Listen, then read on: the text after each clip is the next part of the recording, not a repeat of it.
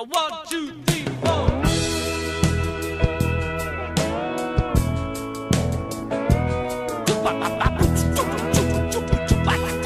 There are mothers and fathers who will lie awake after their children fall asleep and wonder how they'll make the mortgage, or pay their doctor's bills, or save enough for their child's college education.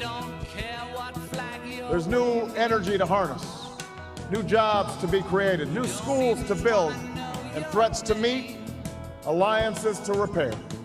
The road ahead will be long. Our climb will be steep. We may not get there in 1 year or even in one term. But America, I have never been more hopeful than I am tonight that we will get there. I promise you, we as a people will get there. And when I am President of the United States, we will end this war in Iraq and bring our troops home.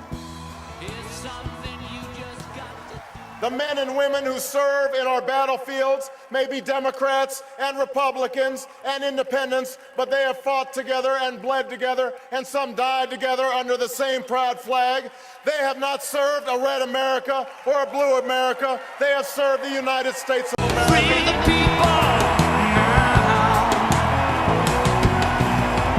Do it, do it, do it, do it, do it, do it now. We may not agree on abortion, but surely we can agree on reducing the number of unwanted pregnancies in this country.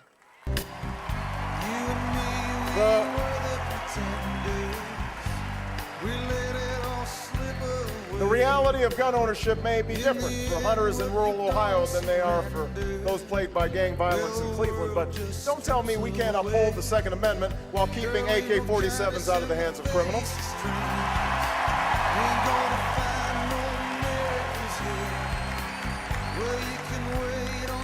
I know there are differences on same-sex marriage, but surely we can agree that our gay and lesbian brothers and sisters deserve to visit the person they love in a hospital and to live lives free of discrimination.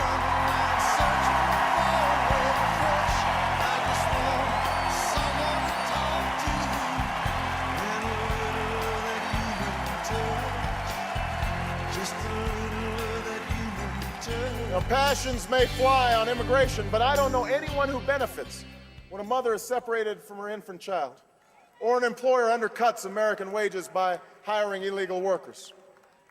Now, this too is part of America's promise, the promise of a democracy where we can find the strength and grace to bridge divides and unite in common effort.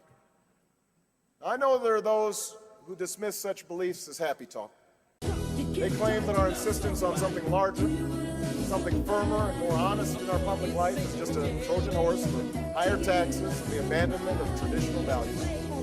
And that's to be expected, because if you don't have any fresh ideas, then you use stale tactics to scare voters. If you don't have a record to run on, then you paint your opponent as someone people should run from. Make a big election about small things. And you know what? It's worked before. Because it feeds into the cynicism we all have about government. We began this journey in the depths of winter nearly 2 years ago on the steps of the old state capitol in Springfield, Illinois. I knew that the size of our challenges had outgrown the smallness of our politics. I believed that Democrats and Republicans and Americans of every political stripe were hungry for new ideas and new leadership and a new kind of politics. 21 months later, we've come so far. We've come so close because of you. And that's why we cannot afford to slow down or sit back. We cannot let up for 1 day or 1 minute or 1 second in this last week. Not now, not when there's so much at stake. I ask of you what's been asked of Americans throughout our history. I ask you to believe, not just in my ability to bring about change, but in yours. I know this change is possible because I've seen it. I've seen it over the last 21 months. I've had the privilege to witness what is best in America. I've seen it in the lines of voters that stretched around schools and churches, in the young people who cast their ballots for the very first time, and those not so young folks who got involved again after a very long time. I've seen it in the faces of the men and women I've met at countless rallies and town halls across the country. Men and women who speak of their struggles, but also of their hopes, of their dreams. Hope, what led those who couldn't vote to march and organize and stand for freedom, that led them to cry out, "It may look dark tonight, but if I hold on to hope, tomorrow will be brighter." That's what this election's about. That's the choice we face right now. Don't believe for a second this election's over. Don't think for a minute that power concedes. We have a lot of work to do. We have to work like our future depends on it in this last week, because it does depend on it this week. We can choose hope over fear and unity over division, the promise of change over the power of the status quo. We can come together as one nation and one people and once more choose our better history. That's what at stake. That's what we're fighting for.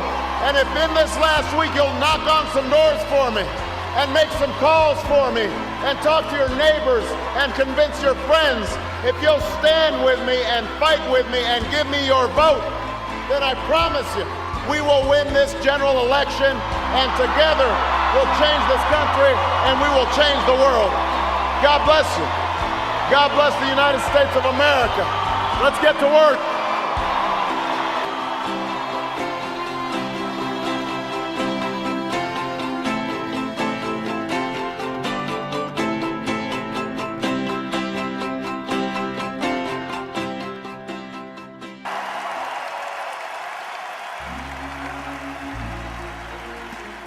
America, we are better than these last 8 years.